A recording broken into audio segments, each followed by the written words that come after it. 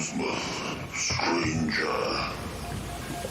Hi, I'm Rob Whiten from the Innsmouth Book Club. Join me and my fellow guide John Chadwick as we take you on a fortnightly tour of Innsmouth.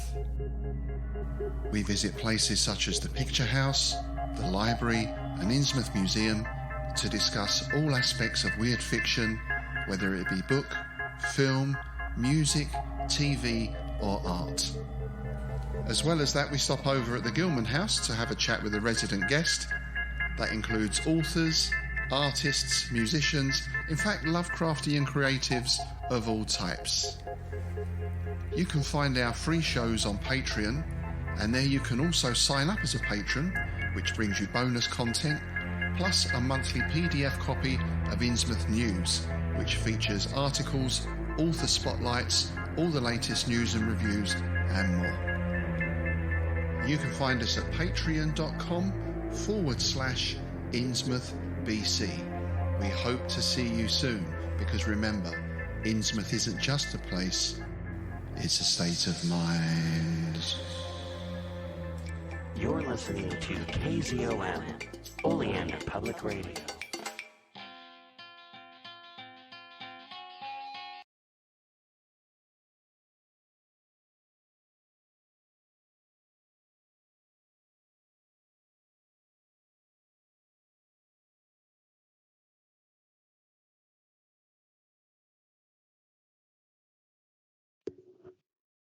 Hello, everyone.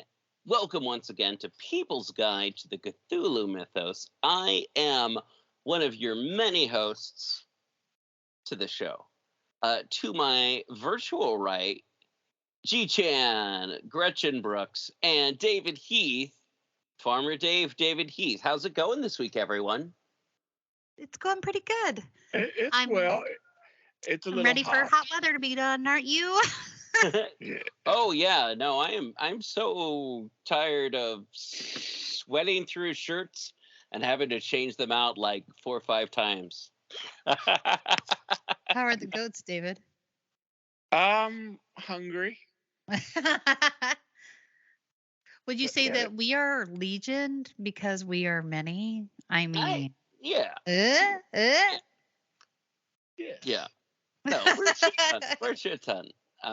To quote another movie, but yeah, no, we are definitely legion between Dave and the goats and Roy the rooster, Thomas the cat. You know, Gretchen. I don't know who you have lurking around in the background. my cat bang. And I have at least 5, 6 big old spiders in the studio. I do have 2 spiders. I have 2 tarantulas. Oh, One is named Lavinia, and the other one's name is Venus. Nice. Is Venus a flycatcher? No, she's a butthole rose rump tarantula. She's very aggressive. Mm. Like when you get your hand even near her cage, she's immediately goes to the top like, I will eat you, human. When you started to say butthole, I was gonna be like surfer. Yeah. No, she's crazy. Like, and then Lavinia is a curly haired tarantula, so she's just very pretty. She's like a very pretty pet rock. Yeah. I've got a bunch of North American indoor spiders, the second fastest spider in the world, and it is mating season, so they're running all over the shed. So I think that the tarantulas scare away the other spiders because I haven't Yeah. noticed too many other spiders. I mean, maybe they are able to sense each other and they're like, oh, even though they're in a cage. I think it's called Spidey sense Oh, I think look so. what you did there. or Spidar. Spider. Yeah, Spidar. Spider. Do you live in the Spider-Verse? I feel like I do sometimes. Anyhow, so this week we are talking about Stark Weathermore. Is that right? Stark Mary? Weathermore Expedition. Yes. Yeah. So at the Mountains of Madness, Part 2, Electric Boogaloo, as I like to think of it. And then Dave, what's your middle part this week? So we're going to talk about the one true love of Conan, which is, well, okay, arguably maybe one of the true loves, and that is Ballet, and how she went from one story by Robert E. Howard, but became a comic book sensation in Mexico. Really? Wow. I thought so. It was what's her head from Conan the Barbarian. I thought that was his true love. So Valerian? Valeria, yeah. Or she dies So- though, doesn't she? Yes. So that story, though, that's the Ballet story. They Oh. translated it. They took it. Well, I'll talk more about it. But yes, so they took that story where she comes back from Queen of the Black Coast, which it was Ballet's story. Oh. I love Conan. I haven't read much of the Conan books, or my husband's a big Conan fan. Yeah. Yeah. So he loves like he has all the comics. I've honestly never sat down and read them. I should probably do that. I feel like if like my impression of Conan is like if you ever like asked him, "Hey Conan, of Crimea," he'd be like, "Yeah, what do you want?" And I'd be like, "Hey, do you have a true love?" "Yes, my true love is battle. I love to kill. I love." No. Do you love any woman? "I love women of the losers of battle." No. Is there any woman that you've ever felt feelings for? "Oh, you're hurting my brain. Oh, yeah. And like that would like break Conan. So I will say that at least through Howard and even Roy Thomas, he's a little bit more deeper Yeah. than that. I know, but I like to think of Conan as Conan from those two movies. When we're talking about this, it's like Okay. when you said about like Conan's true love, it's like my brain went to like the Schwarzenegger movies, and I'm like, oh man, The Lamentation of Women. Yeah. Yes. Yeah, it's like that Conan doesn't have a true love. That The sword is his love. yeah, punching camels, drinking ale, and slicing people in two.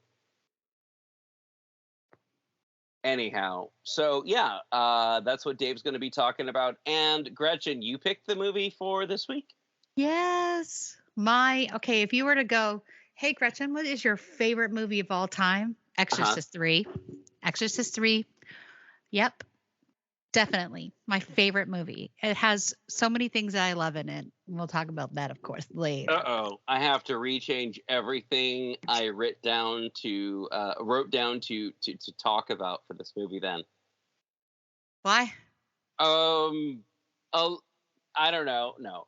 I'm going to be honest about this movie when we talk about it. I've seen this movie a few times, and every time I see it, I'm like, halfway through, I'm like, I've seen this.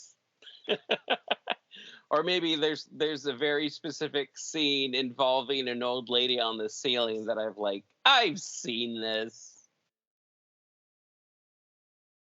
Right on. Anyway, so yeah, unexpectedly we have mail this week. Ooh. Oh. So Jim from Nevada says, "Keep it going, y'all rock." Well, thank you, Jim. Thanks, Jim. Yeah. So if you have anything to say to us, let us know. Jim from Nevada, you're super cool, and we'll if when the great old ones come, we'll ask them to spare you. Be more like Jim. Yeah. Right. Right to Very the nice. show. Hi, All right. Bang. So, besides Bang the Cat. All right. We're talking Stark Weathermore, which is based off of Beyond the Mountains of Madness, or which is Beyond the Mountains of Madness. And based off of At the Mountains of Madness by H.P. Lovecraft. An expedition to Antarctica to follow up Miskatonic's Peabody expedition.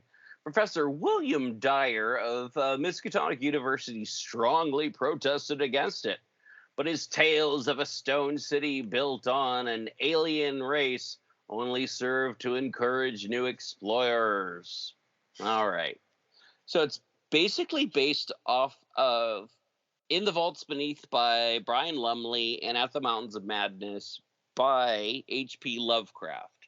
Dave, are you familiar with In the Vaults Beneath by Lumley? No, actually, I'm not. Neither am I. Next thing. I have to say, what I always think now when I think about, have you ever seen that AMC series, The Horror? And it was about the that fated what's that? The horror? Uh-huh. Yeah, it's about the boat, The Horror. Yeah. So that expedition was so terrible. It makes me think about it whenever I'm trying to visualize like the In the Mountains of Madness, any kind of like Antarctic trip. Immediately when we were given this topic of Starkweather Moor expedition, my brain immediately goes to that kind of vessel and all the problems they had and like trying to bust through the ice of Antarctica. I can see it. I don't know if it's the right time period per se. I think it's a little early, but if I can, just for a second. Sure. British Navy, I know you're listening, and we just want to talk, friend to friend, okay, British Navy? What the heck were you thinking that you named the boat The Horror? What did you think was going to happen? Right? I mean, I get that it was an icebreaker, but like is being but still. Yeah, I think there was a misunderstanding of what they wanted the boat to be called. They wanted it to be called the Oar, and they're like, "You mean the Oar? Yes, the Oar. Okay, we'll name it the Oar." but I definitely see that real event influencing this. Yeah. Right?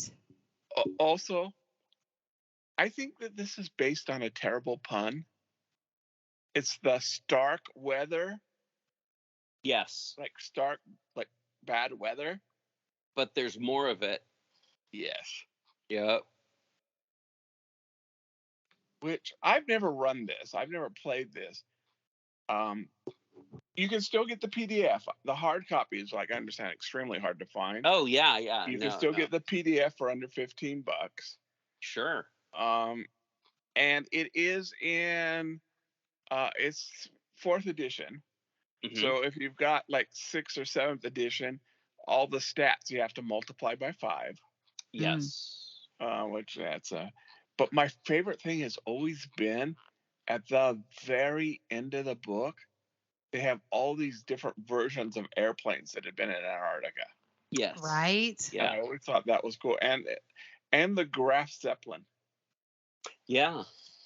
It's very the thing. I mean, I everything harkens from this story. This is one of those. Yeah. I mean, At the Mountains of Madness, not to divert from Starkweather Moor expedition, but like since it is the part 2 of it, I feel like so many films and so many stories use this as a point of reference because it has such.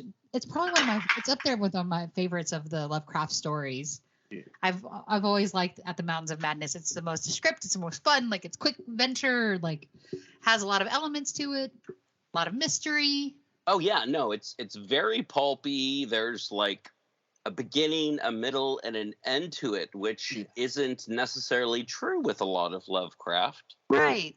And I feel like it can spawn off many stories, and especially like stories with like, I love the idea of like an icebreaker trying to get through and then running amok of this. And then, it just, I love to hear this kind of Lovecraft. I mean, people often go to like they go to the Necronomicon in Miskatonic University and like that's where we're all like, sitting around like worshiping monsters there. But for me, I love to hear these kinds of stories. Oh yeah, no, the dark corners of the earth kind of stories, like where you're Right, because isolated, where it we makes can't sense that there's horror. You can't even get a exactly. telegraph out from the very bottom of the earth. And there's And no it's such an unexplored area. Even yeah, now, I feel like we could easily yes, do another story like that.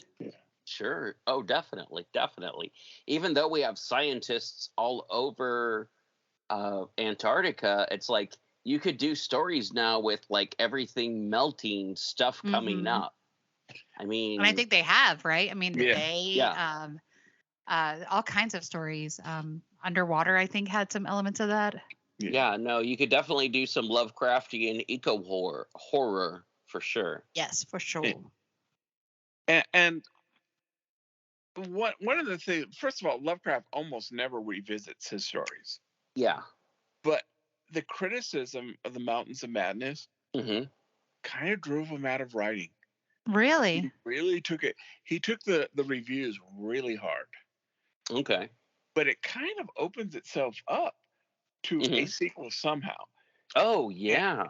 one that I like um, is Charles Strauss's A Colder War, Oh, all right. where the governments find out, oh wait, there's Shoggoths there, and so the different governments go in and to capture Shoggoths and weaponize them, and they become Byron Craft does that as well. yeah. And Byron Craft does things with Shoggoths in German castles, but I love Byron Craft, fun writer, but he overuses Shoggoths in my opinion. Shoggoths on the. Shoggoths. My brain constantly goes to that dumb musical. I just can't help it. Oh yeah, Shoggoth on the Roof. Yes. Yeah. Tentacles. Tentacles. Yeah. I No, can't. I love it. I love it. Bayaki, I Bayaki, can't fly me even. to space. Yeah, I love that musical. But it makes sense though that somebody would go back eventually. Yeah. Yeah, no. If you have a So bunch is of Antarctica our version of Lovecraft's Alaska? Is that how it goes? That like because Alaska is not exotic, obviously. So is Antarctica our version of that? Well, I mean, it's more known now. Yeah. And when Lovecraft was writing this, his descriptions of mountains and the Mountains of Madness, Yeah. they aren't there. No. People didn't know that. But at the time, in fact, one of the things that was a theory that he was tempted to put in the story and he took out was that Antarctica was two islands. It was covered with ice. Interesting. But yeah, there aren't these giant mountains. And so I kind of always had this sort of headcanon Mm-hmm. that it's like, it's like the Plateau of Ling. yeah. There's the Antarctica that we see and have bases on, but every once in a while, when the stars are right, the real Antarctica appears. I like that. Gotcha. That makes I like sense. that. That makes sense because they do kind of go to a plateau in that movie. In that story, it's this mountainous region. There's no reason to say that it's not part of the Plateau of Lang in some way. Yeah. Do y'all think that like Lovecraft had ever even like walked up a mountain? Lovecraft was allergic to the cold. Oh. He did walk up hills. Yes. Oh well. Walk up Well, hills. There's several so when he would travel, if he was with friends, he would walk up hills, but not real mountains, probably. I'm going to walk up a hill into the Pine Barrens, my friends. Wish me luck. Ooh, I hope the fresh air isn't too cold. Wow. Yeah. I mean, that's my impression of Lovecraft. Wow, we got Conan and Lovecraft impersonation. Well, Yeah, it's how it goes these days. So I will say one thing about the I guess you would call it the module or the campaign, Sure. is that they do realize. I mean, it's a thick book. I remember seeing it the first time at a game store, and it's a Yeah. thick book, and they realize, and there's a lot of filler. I love chaos, but there's always a lot of filler. Yeah. But they realize they can't make the whole thing Antarctica. So there's a lot of other things before you get Antarctica. Yeah. Like adventures in Australia or New Zealand. Mhm, And I've mhm. never actually played this particular campaign. Yeah, I've dated several women who have played this campaign, and they say it's not good to be like, it doesn't feel comfortable playing the women in this campaign that are pre-written, because of the fact that like one of them is treated like a sex object in the newspapers, and it just is like, that's not who I wrote as a character. That's Yeah. not who I am as a character. It's like, what is this about? And like, and the keeper of arcane lore is like, well, that's just how the media is portraying you. It's like, and they're like, no, my character's well respected. They would never be treated like this in the media. And it's there's kind of like icky stuff like that with it. And just kind of like the icky stuff that comes along with playing like 1930s stuff if you have a bad GM who isn't going to be cool about people of color or women characters, which I think is the biggest like pitfall for Call of Cthulhu, is people who take it way too serious with race and gender. Yeah, and That's fortunately, yucky in general. yeah, fortunately, I mean, and it definitely comes up, but not in a bad way. How can I say? At least the keepers that I've always played with, it's been, yes, there's a racist, but the racist gets his in the end because of the racists are the bad guys who are either like part of a cult or are the cops that are like trying to go after a cult for the wrong reason and end up being like eaten by a monster. No, that's a lot of that's up to your GM or your keeper. that's how I play Call of Cthulhu. But yeah. Anyhow, Stark Weathermore. It's Stark, and there's more weather. Yeah, and I will say one thing. I actually did get a copy of the most printed version. Yeah. Because I lost my old PDF. Yeah. And it does seem to be much more, even though it's still not converted over to 7th edition, it's a lot more organized than I remember it. Oh, that's nice, because the older ones, it's a nice way. They sucked at organizing this stuff for sure. But I mean, it was early RPGs versus like, I don't know. It's over 30 years old, I'm sure now. Sure, yeah. I mean, it's like comparing 2.5 D&D to 5th edition, Excuse me. Sorry. I'm very sinusy. No problem. I'm trying to hold the mic away from me when I do that. Sure. Stark Weathermore. There's more weather and it's Stark. Anything else we need to say about it? I think that's pretty much covers it. Yeah. All right. Well, Antarctica, smell you later. On to the next part. Just to remind everyone, if you like what you're hearing, like this episode, share it with people, subscribe to the podcast, find us on Facebook. We're under People's Guide to the Cthulhu Mythos. We're on Twitter. I don't really check Twitter, so it's just kind of the automatic feed if you just want to listen to us on Twitter for some reason. You can find us on any place, any podcatchers that are out there. Of course, Facebook, Instagram, and of course, the YouTube, where this episode will be. And, yeah. This episode is brought to you by California Tea House. California Tea House is a family-owned tea store where you can find some of the world's best loose-leaf tea and organic herbal tea blends. Like a fine wine, there is no comparison between fine loose leaf and common broken leaf tea bags. So, yeah, no, check them out. Check them out. They have quite a bit of pretty awesome tea collections. I'm a huge fan of their white teas. They have a tea club that you can join, but, you know, they've got green tea, black tea, white tea, oolong, that Robios and herbal tea. They've also got teaware. So check out California Tea House in the show notes. I want to tell you all about something. I want to tell you about a guy I know in a place. This is Dave's Corner of the Podcast. It is awesome. It's gonna go fast. It's not the interview part. Ha ha. Ha ha.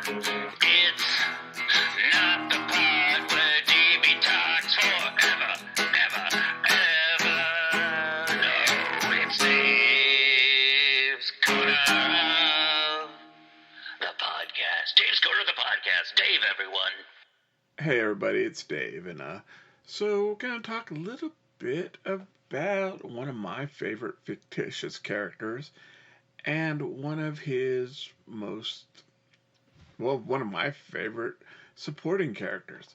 So not being too beating around the bush, I'm just going to go out and say it. We're going to talk about Conan, and the first Conan comics. But you know what? It really was a Conan comic in name only. It really was all about the woman.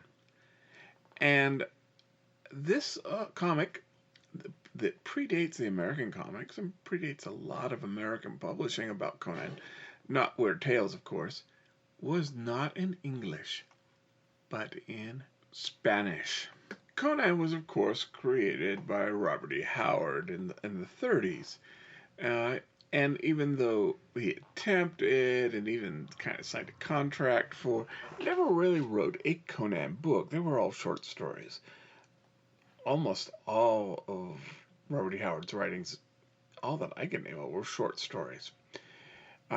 He started Conan basically because he had painted himself into a corner with Cole the Conqueror, liked the idea of a slave who became king, but needed more of a world. And basically, yep, okay, ta-da, the Conan books are done. But it's a little bit more complicated than that.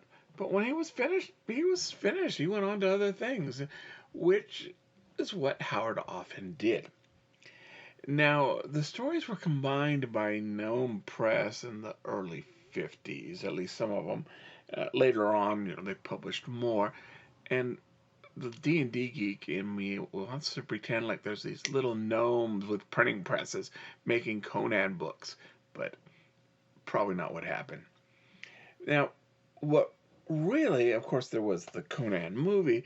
What really brought Conan back into the public eye was the DeCamp novels with the famous Ferretta covers published by Lancer and Ace in the 60s. But before that, before Marvel wrote Conan stories with Roy Thomas, there was a comic in 1952 in Mexico that was based, of course, on the Queen of the Black Coast, which is the Howard story which Bélette first appears in. And it was completely unauthorized. Hey, normally, absolutely support a writer's right to copyright. Have to. The good angel on Farmer Dave's shoulder says, yeah, we should not steal writers' copyrights. But there's something that little devil angel on Farmer Dave's shoulder that said, well, I might make an exception this time. So this comic was created by a married couple, Loa and Victor Rodriguez. And, well, it was basically, if it was done now and they didn't get money and it wasn't a comic book, we'd call it fanfic. And like many fanfic authors, they said, I like this story, but it could use some changes. And what they decided was that the character Belette from The Queen of the Black Coast was way cooler than Conan. And unlike Robert E. Howard, who basically kills her off in his first story, although we'll get into that a little bit more, they said, what if she lived? What if she was cooler? What if she was more badass than Conan? And Conan was basically her little wimp boy. And let's tell the story in Spanish.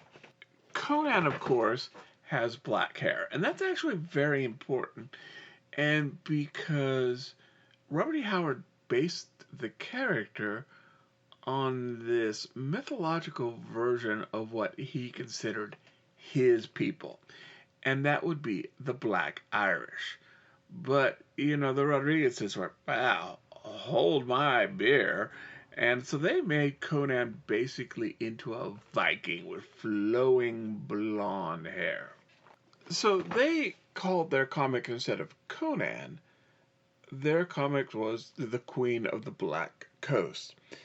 And so the thing that was always kind of interesting, even to Howard's way that he described Belette as sort of this pale woman who was basically the leader of a crew of what we would call African, although the continent Africa didn't exist at this time, at least story-wise, pirates. And, she definitely, there's less problems with Howard than Lovecraft in a lot of ways. But we do have basically a white leader leading a black military unit, but they were there on their own free will, and she treated her crew well when she wasn't allowing Conan to slay them, but that was just a misunderstanding at the beginning of the story, as will happen. But she was always described as this very white, pale person, which didn't really mesh with a person that had been traveling the sea pretty much all of her life. So when the Rodriguezes made Belette, I would describe her as a Hispanic Athena. She's got sort of this conquistador helmet, sort of half scale mail armor and a skirt, and probably sink right down if she fell off a boat. But it's going to be a lot different where she's got more like tight, thin, leather armor in later Marvel and Dark Horse books. So she was still very pretty. I think in a lot of ways she was sort of a Hispanic view of beauty. Tall, muscular, very Hispanic, dark features, flowing black hair, which, hey, that works. That works for the character. So, most of you may know that in the original Howard story, what happens is Conan's on a boat, gets attacked by pirates, kills part of the crew, and the queen says, hey, dude, you're pretty hot. Why don't you come join me and stop killing my crew? And so they, decided to do that, there may be some scenes in between, and then they travel for a while, and ... Howard doesn't tell that part of the story. And then they're attacked by this giant muscular angel flying monkey that was probably super intelligent, and Belette is killed, but she comes back and saves Conan as a ghost at the last moment. And that part is taken actually to another Conan character, Valeria, in the Conan the movie. But In the original book, it was Balette. Well, in the Spanish comics, Balette doesn't die. She continues on, and she goes on with her bad self, and Conan sort of becomes, her hunky dumb love puppy, follows her around, and she's the brains. I mean, she always been kind of the brains. And Conan was not an idiot in the books, but she was kind of the brains, and Conan was the muscle. But even more on these stories, and they started having these adventures. Now, when Roy Thomas starts bringing in Balette into the Marvel comics, she's introduced in episode or issue 58, and she's killed off on issue 100. And in a lot of ways, Roy goes his own way, which I actually appreciate. Some of his stories are pretty, word for word or page for page of what Howard wrote, but a lot of times he goes his own way, introducing Red Sonja, who was in a completely non-Conan related story and spelled differently, but that's another story. And so between issue 58 and 100 of the Marvel original Conan run, she travels with Conan until he is killed. Now, that's actually kind of left open by Howard, who talks about how Balette and Conan met and what happened when she died, and then he continues traveling. But he, basically describes that they were together for several years, being pirates, but he never really says, he never tells those stories. And so that was really open for Marvel. And one of the things that was sort of introduced by Marvel and then Dark Horse picked up is that Balette and Conan knew each other prior to when her ship attacked his ship. Now, my Spanish is barely passable. Serious. I got a lot of D's in Spanish in high school. I read Spanish better than I speak it. And I can't read enough to really comprehend outside the pictures of the Mexican comics. But I love the art. I love the sort of true for comic coloring, and this sort of completely not American interpretation of the characters that I can see, despite the language barriers. And unlike Marvel or even Howard himself, Balette lives on. When the comics did finally disappear in the 60s, she's still going strong. The only other real comic that I can think of where when the main characters kind of hook up and this is a Howard story. Howard, I love Howard, but he kind of has this sort of 14-year-old boy view on girls and romance. But so, Balette was designed in the Howard story to meet, be impressed, fall in love with Conan, and die. Roy Thomas gives her a little bit more depth, a lot more screen time, but she basically serves the same purpose in 42 comics that Howard had her do in one short story. But the one character that I think of in comics, when the main character and the female character hooked up, and that was Howard's beginning in the idea of the story.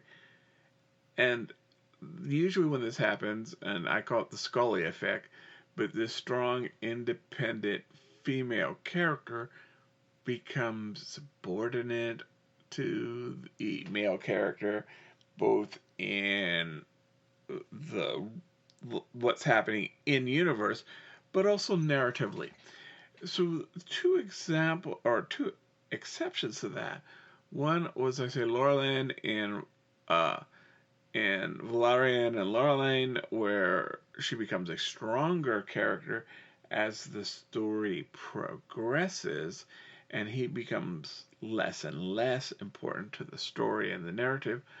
But the other is the Mexican version of Ballet and Conan, where she becomes much more interesting, much more focus of the story. And it's very interesting that both of those were non-English comic book characters. Take from it what you do. But by all means, I think that she is a great character in all versions, and even though I can't completely read it or it's not available, I love her version in, this Mexican comics. And I would just like to see more female characters become more empowered, more powerful, more interesting, more crucial to the story when they're in a relationship as opposed to less. Okay, well, I think we're going to be talking about one of Gretchen's choice for movies today. So let's jump into that. Hey everyone, it's me, DB. New sponsor on the show, Glary. Glary offers a great price and better quality goods and services for music lovers. Are you looking for good prices, free shipping, 100% quality guarantee? Glary's got you covered. Guitars, bass guitars, mandolins. They've got saxophones, trumpets, drums. They've got guitar cases, amplifiers, all the stuff that you need without having to break the bank. Inexpensive doesn't have to mean cheap. Check out the show notes to find more about Glary. 20-watt amplifiers for under $50. Hard cases for your electric guitar for under $80. Guitars themselves for under $90. Come on, folks, check out the show notes. Get a Glary.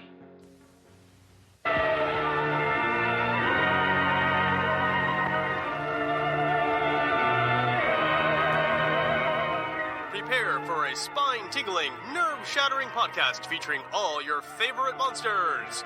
You won't believe your ears when you listen to Monster Kid Radio.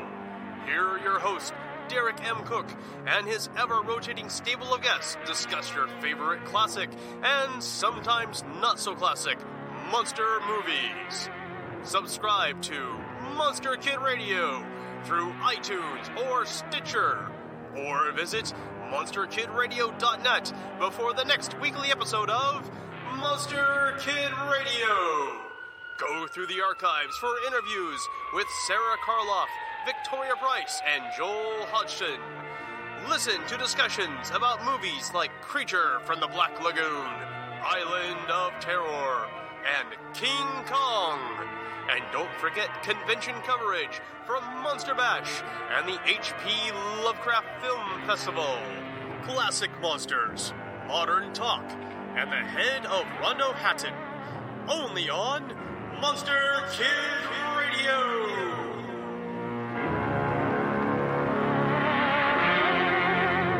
This part of the show doesn't have a theme song.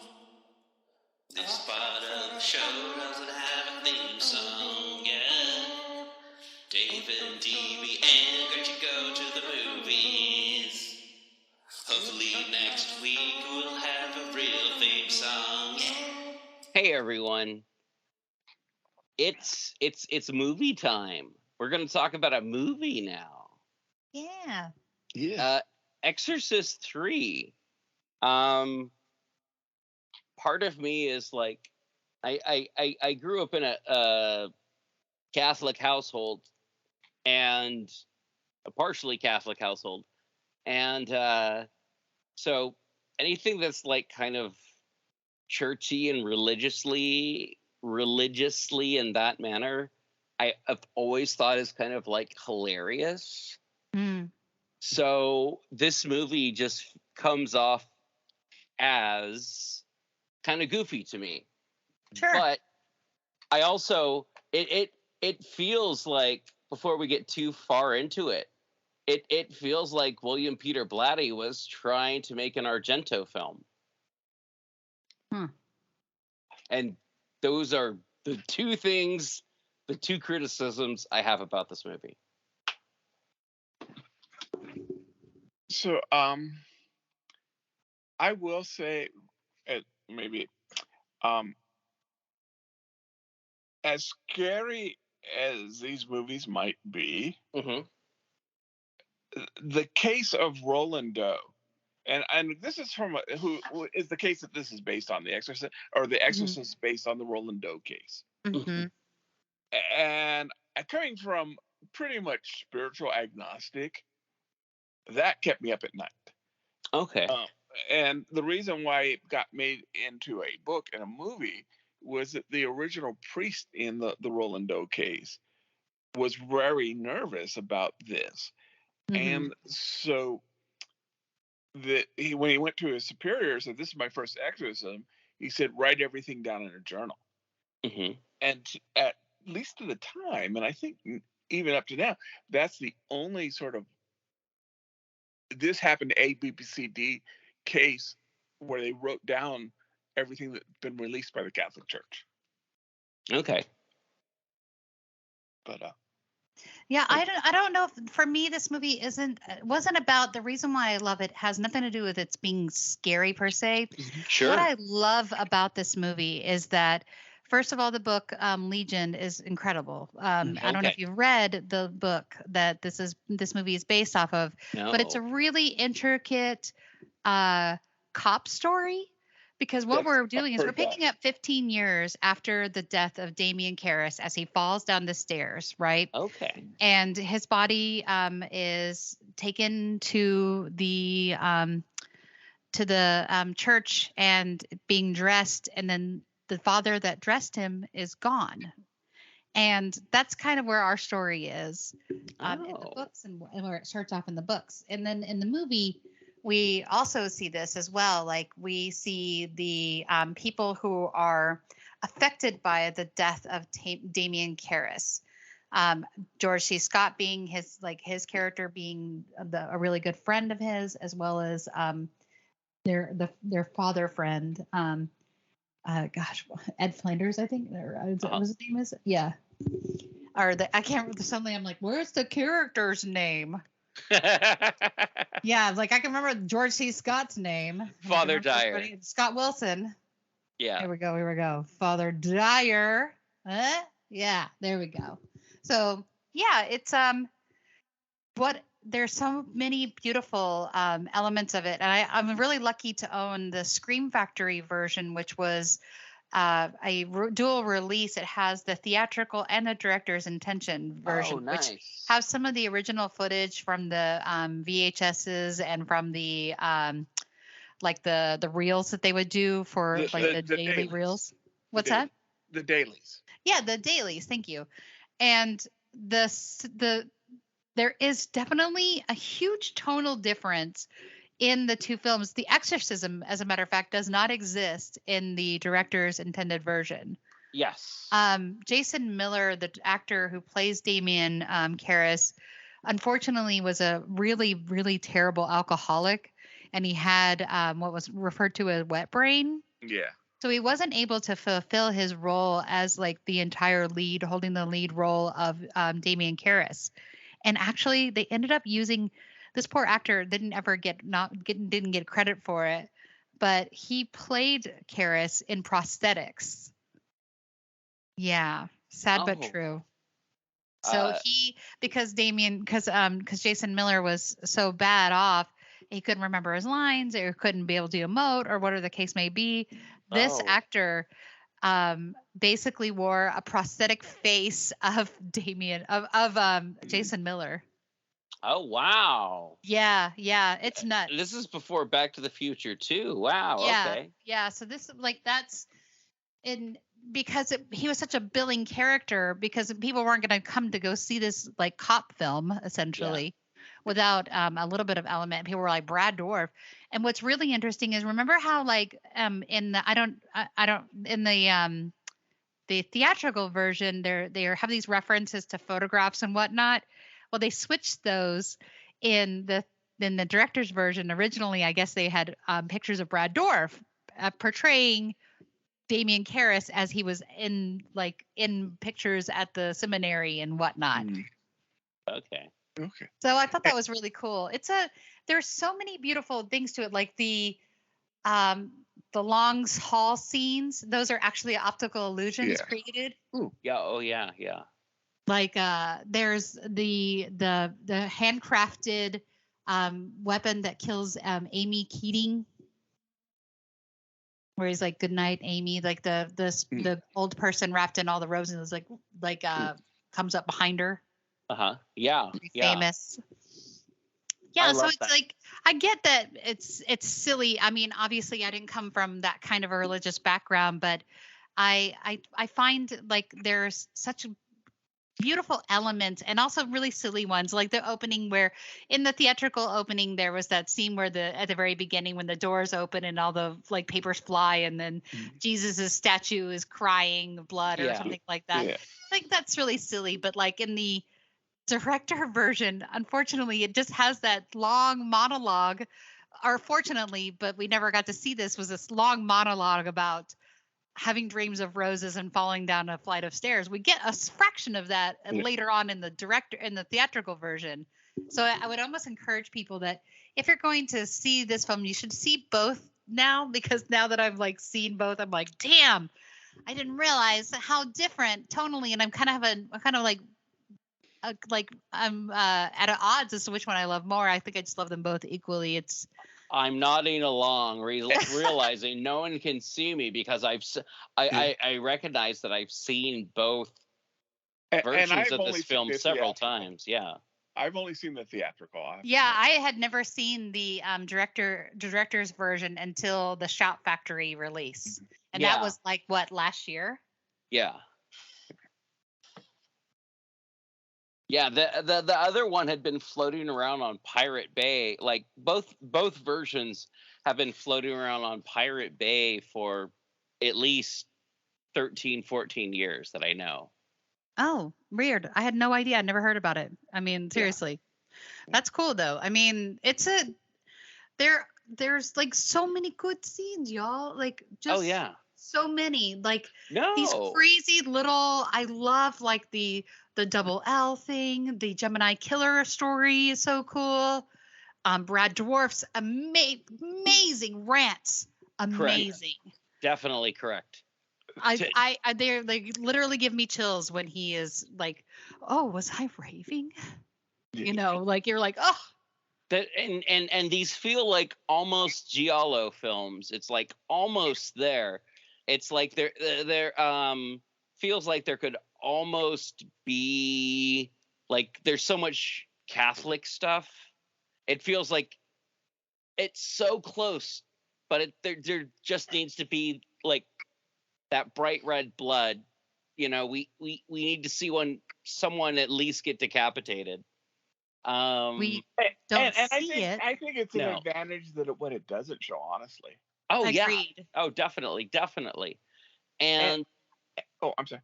Oh, I was gonna say it's like it's almost a giallo film. It's almost an Argento film. It's like for years before I saw this film, I assumed that the cloaked figure or the figure in robes, rags, cloths, whatever, following a nurse was an Argento film. Like I for some reason I assumed it was probably from Phenomenon because I hadn't seen it yet. But I didn't know it was from this. And then I saw this and I was like, well, it's not from Phenomenon. And then I saw Phenomenon and I was like, that could have been in Phenomenon.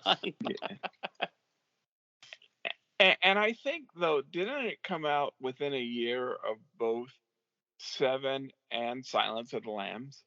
I think, it was 1990, I think, or something like that. And so I think the studio did a disservice. Yeah, I agree. That if it was kept as Legion, and I mean, you've got what is arguably one of the most successful movies ever made, so you got to tie it in. Yeah. But if they had done it more separately as a psychological horror, Agreed. it could have been marketed a lot more and been like 7 or I mean, and again, it would be hard to match, the success of Silence of the Lamb, but Yeah. It But- just it has such a different vibe, but it's so sad that, like you said, the studios kind of dropped the ball on this one. Yeah, they rewrote the last third of the movie. Yeah, so the that- whole exorcism aspect, like Father Yeah. Mourning, does not exist. Like, Yes. I appreciate the monologue that we get from the Father Mourning story, because like I believe in pain and cruelty and infidelity. I Oh, believe yeah. in suffering. And Yeah. whatever. Like I all of that is fascinating. It's a great, like, there's a Skinny Puppy song that uses it that I really love. But This I believe in. Yeah. I just not I just now, having seen the other one, I'm kind of like, damn, it would have been more powerful not to have that, because in the theatrical or in the director's release, there is a moment where he says it ends so abruptly. He looks to his friend and when Karras looks to his friend, he goes, "Kill me now." Yeah.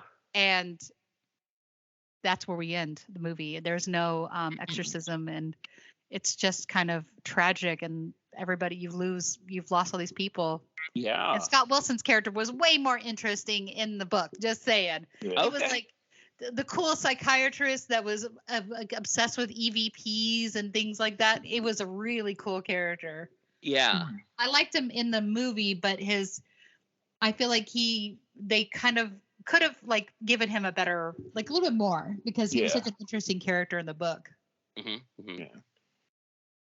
Okay. What did you guys think? Any like particular things that kind of like jump out at you? I have to say that one scene, the whole scissors, the whole clippers that like physically can't exist. Yeah, those are fabricated. Those are amazing. Oh yeah. Those are awesome, and I love that. It reminds me of the Japanese horror game Clockwork. Oh yeah, totally. Yeah, but I mean, I know that's based off of Phenomenon, and I feel like this movie and Phenomenon, if you like smash them together, would be the perfect horror movie. And I don't know. I've as I keep saying, I feel like this is like an Argento movie that's just kind of like missing the sexiness. I'm happy with that. Yeah. Oh yeah. No. I don't think this movie needs sexiness. That's one thing that's, I mean, like if this was an Argento movie, there would be like the nurses would be sexier, or yeah. The nurse wasn't sexy? Amy Keating? Maybe. I don't know. I mean, but they would have been more like sexualized, is what I'm saying. Everyone would have been a little bit more sexualized, male, female, whatnot. Or maybe that's just Italian actors. I don't know. I would say George C. Scott. I mean, anything George C. Scott. And I love George C. Scott. He gets into the role. Yes, he does. Yeah. Two of my favorite things about this movie are George C. Scott and Brad Dourif. Brad Dourif chews the scenery. George C. Scott kicks it down and grumbles at it. It's like George C. Scott is just such a bitter, crabby bitch all the time, and I love it. I love his when he talks about the carp that's swimming back and forth. Well, you see that you're very close to me, Father, and I haven't had a bath in 3 days. And you're like, it's just like those little things that, I mean, not to quote Brad Dourif's character by saying the little things. It's the little things. It is the little things in the film that are very present and very amazing and epic, like his prophetic dream where he's in the in heaven's gates waiting area before heaven. That dream sequence, incredible. The idea that you can use succinylcholine to paralyze a person while you put a grain in their fina cava and like drain all the blood out of their body. Yes. So funny. Like I had a birthday party during the when most of the lockdown was happening to 2021 that my friend threw me that was Exorcist 3 themed. Oh, cool. And we had like little juice that were in the cups, like red juice. And she had made like this tea stand that was the confessional. There's some stills from this that never got used in either film that were when the priest was murdered in the confessional. He's holding his head in his lap. And they never show that, but there's stills of it. You can see the stills online there. And she used those as a tea that was like, do you need to keep your head on? Do you need some tea? Nice. So but yeah, sorry, go ahead, David. Oh no, I have two sort of obscure things I like on that. Yeah. Angel Fabio. Yes, right. Angel Fabio, yeah. And super young Samuel Jackson. Right. Yes. Because I mean, this movie came out 1990, right? Yeah. 1990. Yeah. I was 14 when this movie came out. Good gravy. So it was one of those developmental like films that kind of stuck in my brain, I think, and that's why I love it so much. And it's just the imagery is beautiful. The scenes are shot beautifully. I love me a good long view shot. I love those. So yeah, the cinematography is great. Isn't it though? I first saw this on cable when I was like 15 or 16 when I was in high school. And I remember just being like, wait a minute, this is The Exorcist? This is The Exorcist? Where's like anyone from The Exorcist? And I'm like, is this like Halloween 3? Yeah. So I genuinely avoid movies that have 3 in the title. Yeah. So I have a question, and we can cut this part out, but this part that completely confuses me. And yeah. How does Twinkle Twinkle Little Killer Kane fit into this? So in the book, the character that is the what's his name? The astronaut. What's that? Wasn't there an astronaut? Because or am I completely throwing? You're thinking of the Ninth Configuration. Yeah, but wasn't the book Twinkle Twinkle Killer Kane is what the Ninth Configuration is based on? Yeah. Okay. Sorry. Is an astronaut? Yeah, Scott Wilson actually plays that character, the astronaut. You're gonna die up there. and I haven't seen that. I haven't seen the Ninth Configuration, but I was getting confused because I guess Twinkle Twinkle Killer Twain was written before The Exorcist. Okay. Yes. Okay. So. From my understanding, and then I think there was, and if I remember hearing proper, or if I remember reading properly, there was something to do with the Gemini Killer's other name was something like that. Yeah. Okay. Something kind of in that vein, I think. But kind of Scott feeling... Wilson. Yeah, sorry. Go for it. Scott Wilson, oddly enough, who was also in Blatterly's other film, or Blatty's other film, The Ninth Configuration, was the guy who played the played the psychiatrist in this movie. Okay. So how does the Ninth Configuration figure into this movie? Is it just like a lot of the same cast, or is it somehow is it spiritually connected? Is it part of this it's about universe? vets that are in an insane asylum and some bad things happen. Gotcha. Okay. I'd be hard pressed to recommend that film. It has a very intense rape scene in it. Oh, okay. Like a facial rape scene for Scott Wilson's character. So just saying, it's a pretty intense scene that a lot of people are like, yeah. And but other than that, the movie is very interesting, and it is very blatty, like full on directing. Okay. The question I had, or the statement I was going to make is, I guess the thing that kind of connects the beginning part and the end part is two things that the originals were better.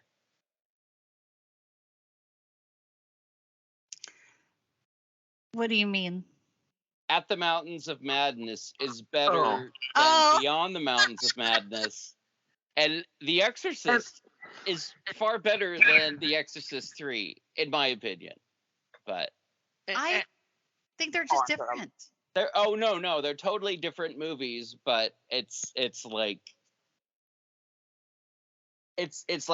more people want like the horror versus the cop horror.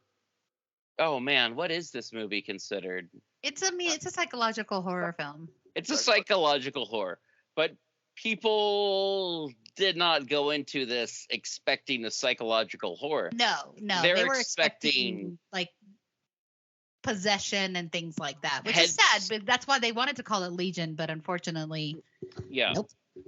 Studios were like, no, this needs to be an Exorcist 3. We can't really call it the Exorcist 2 because there was already one of those. Yikes. Yes. Which is terrible. The Exorcist is a great movie. I mean, nobody attacked that. No. But I'm saying, comparing, it's like comparing Alien and Aliens. Yeah. Yes. It's such a different genre change. Yeah. They got to be taken, even though they're related, they got to be taken on their own merit. Yeah. I agree. And that's why I would say, that's why if anyone asks me, what's your favorite film? And I will always say The Exorcist 3, because on its own, I think it's a standout film on its own that has it's spiritually, it's The Exorcist just based on the fact that there's these characters. Yeah. But I would wholly recommend, it's not the most perfect version, but if people see the director's intended version on Shop Factory, or not Scream Factory, excuse me, that is, it's very satisfying. The story makes more sense. Yeah. And David, if you want to borrow it, I'll totally loan it to you when I see you next. Okay. This like people saying Exorcist 3 is their favorite movie totally reminds me of my ex-wife, who has a background in theater arts, in art history, and philosophy. That's like her core 3. And if anyone asks her what her favorite movie is, she's like, oh, Bill and Ted's Bogus Journey. It's the perfect film. And she can go through and say why Bill and Ted's Bogus Journey is this like amazing film that like is like, anyway. And like, I think my favorite film of all time is Duck Soup by the Marx Brothers. I mean, it's like, I get it when people say, what's your favorite film of all time? And you don't say something that's on like a list that people are like, wait a minute, that's not something that I expect you to say. But yeah. And it's always going to be subjective, but Sure. I have to admit, I avoided this movie, and I saw it for the first time for this because the number 3. Yay! I think that I'm trying to think of any movie that before this that I enjoyed, and somewhat Alien 3, but any movie with 3 at the end that I liked, and there's some 2s out there. I mean, like Halloween 3 is on its own is a really good film, and I mean not really good film, but entertaining film. Sure. Psycho 2 is a completely underrated sequel, it's incredible. Yes. So I'm a sequel kind of. I'm a fan of sequels at times. I mean, I feel like a lot of times like films get shuffled into the sequel genre. Or a sequel title and then actually just be like spiritual sequels, not really like, I was burned by Jaws 3. Everyone was burned by Jaws 3. Word. Which is Summer slightly Camp better than on Jaws the other 4, hand. but Yeah. Word. Summer Camp 3, there's one. Lethal Weapon 3, there's one. No, there's some out there. Ninja Turtles 3, not a good example. No. The only Fast and the Furious movie that I've ever seen is 2. For 2 words. Devin Aoki. Nice. I think I've seen the Tokyo Drift one because I was in Disneyland and saw the all the things that they had, or Universal Studios or something like that. Universal Studios, yeah. Yeah. I haven't seen any of them, and it's mostly because of the fact that I don't know anyone who wants to watch them with me. So, Yeah. My spouse was like, "Oh, you're watching Exorcist 3 again?" And I was like, "Yep." I have to. It's part of my job. No, but I love this movie. I literally watch this movie at least 4 times a year because it is one of my favorites. For me, that's Dune. David Lynch's Dune. Nice. Yeah. And Fire Walk with Me. And I will watch Night of the Living Dead just because something will remind me of it. And I'm like, well, I got to commit at least an hour and a half to go watch Night of the Living Dead. It's kind of like what they call comfort movies, right? I mean, yeah. Like this one for me is like that. I get that. I totally get that. Like I could see folding laundry and watching this movie for sure. Yeah. Did you see that Joker statue though? Yes. I've always wondered about that. I don't know if it's actually the Joker, but it sure as frick looks like the Joker. Yeah.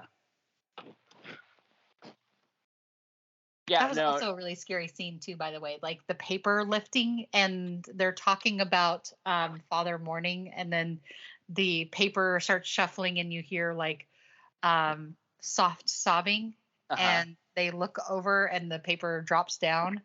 I thought that was so spooky. The creepy factor is yes. There are definitely spooky, creepy things in this movie. I am definitely going to say that for sure. Good. Yeah. And Brad Dourif and George C. Scott are amazing in this. Yeah. Brad Dourif's hair is kind of crazy, but he's supposed to be crazy. Right. He is the Gemini killer. He lives, he breathes. Yeah. I'm just surprised he doesn't have his mentat eyebrows, considering how big his hair is. He practically does. And also, to me, I find it really interesting that like Brad Dourif's such a great actor, like that he can scream rage, and his eyes will like tear up and carry down. And Chucky also scream rages, but it sounds so much different than this character. I'm always impressed by his range. Yeah, no, even though he's still playing very like similar, like that yelling voice. Yes, I love Brad Dourif as a character actor, as a voice actor. He's really, for me, he's really up there in like character actors. Yeah, absolutely, absolutely. And no, he really shined in this movie, I feel. And George C. Scott, I mean, I love George C. Scott. Whether he's an angry man of 12 or whether or not he's shouting at, trying to tell someone to shoot a Pepsi machine or whatnot, it's not in the file. Exactly. There's no fighting in the war room. Yeah. And he definitely he gave his all. I mean, oh yeah. When I was a kid, there was a show called Mr. President on Fox that had George C. Scott and Madeline Kahn, and I knew Madeline Kahn from the Mel Brooks film Young Frankenstein. Yeah. And I knew George C. Scott from, of course, Dr. Strangelove. And I thought it was amazing that they were in this show together that was not very funny. It was early Fox, like The Simpsons hadn't even shown on it yet. But And then people are like, this is not a good example of George C. Scott or Madeline Kahn. Let me show you Blazing Saddles. Let me show you 12 Angry Men. I was babysitted a lot by VHS, by the way. Yeah, and I think a lot of people downplay Patton is a good movie. Yeah.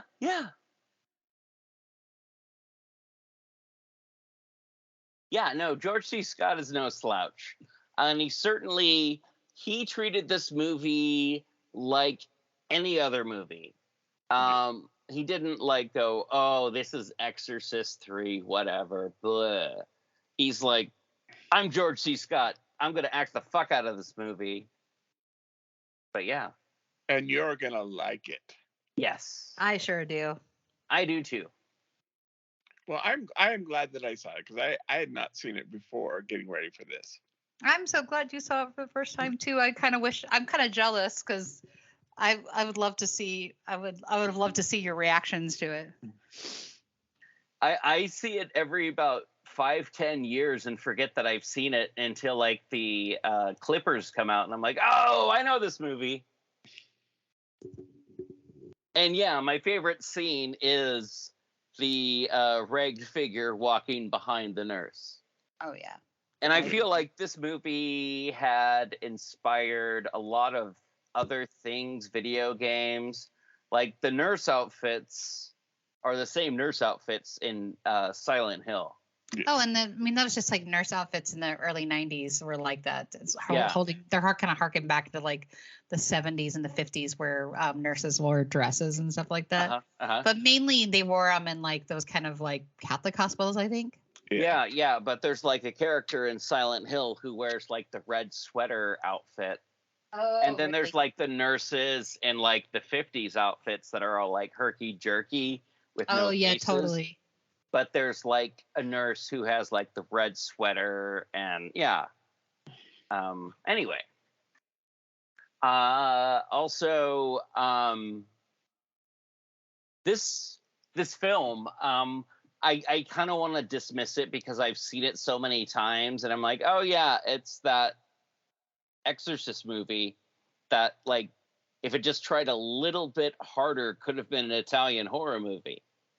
But I don't know, talking to you about it, Gretchen, and hearing how you think about it makes me want to watch it again with new eyes and not just be so like, oh, this one again. Well, I'm glad I could give a fresh opinion. Yeah, it's like, oh, it's a 80s, 90s horror film without Sam Neill? I don't care. Which makes me think, Jurassic Park is a horror film, right? The book was. Yeah. Is that why Sam Neill's in it? I think it was a scary movie. Is that why Sam Neill's in it? Yes. We'll go with that. And it's like Laura Dern's been in like Lynchian horror films for sure.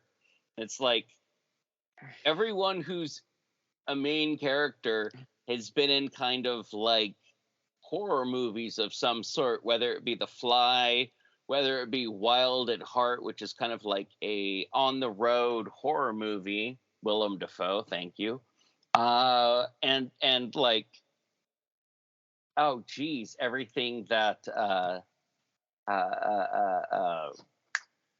what's his face, who I first started talking about, Sam Neill, like, I don't know, totally unrelated to this, but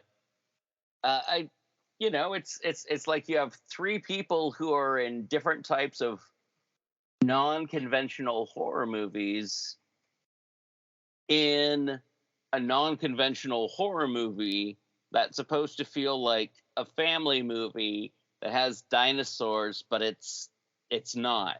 It's a weird corporate horror movie. I don't know. Just a thought in my head. Oh, Right on. Okay. I'm sweating so bad. I feel like we've said quite a bit. I think we've covered it. Unless Gretchen, Yeah. is there anything you want to sort of finish up on it, or? No, just I mean, honestly, that people definitely give this a chance, give it a watch. Yeah. One reviewer wrote this as Blatty is the David Lynch's good twin. Okay. I So I totally think get that's a that. fitting I way to end totally that one. understand that. Yeah. So what are we talking about next week? Next week is, let me find my phone. I know It Follows is the movie. Oh, I have to watch that. Have you guys seen that? I haven't seen that at all. Yay! David, have you seen it? I've seen parts of it. I've got to sit down and watch the whole thing. Oh, I'm so excited for you guys. Are gonna love it. It's definitely Lovecraftian in vibe. Wow, this is the last episode of season 17, FYI. Oh, wow. The Starry Wisdom Cult, and It Follows. Yeah, it'll be awesome. Yep. Yeah. All right. I'm excited to hear about STDs, the horror movie. So, yeah. Okay. I mean, Yeah. isn't that sure. what It Follows is? I got that it was we'll talk about it, but what I got out of it was actually a lot deeper. Okay. Agreed.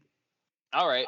I mean, I haven't seen it yet, so. Yes, once you see it, then you can say for sure. You're All fine. right.